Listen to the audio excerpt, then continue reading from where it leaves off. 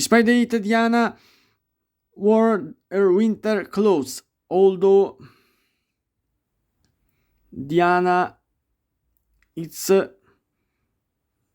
she wore her winter clothes.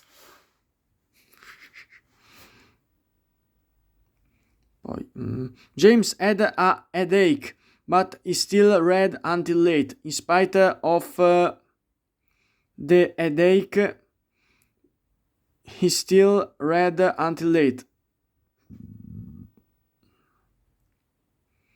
John hadn't studied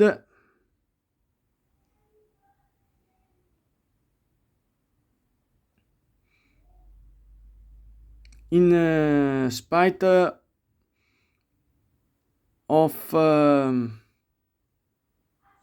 the success in the test. John hadn't studied in spite of the success in the test.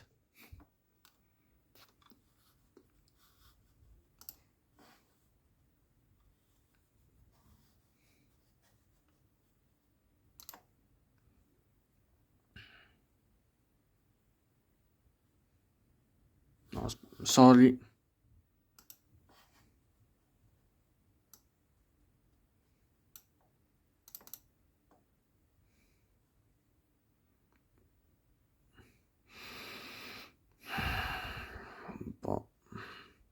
Anna felt ill, but insisted on going to work.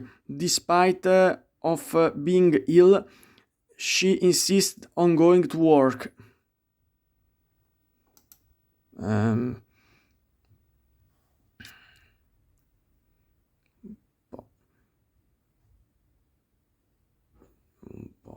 In spite of his early lead, Hudson lost the race.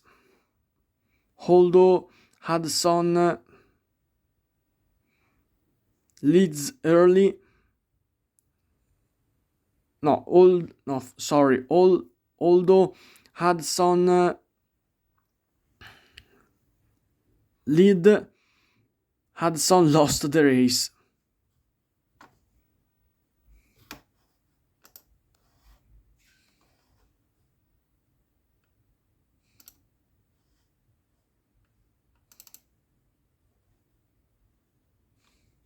That's all in this moment.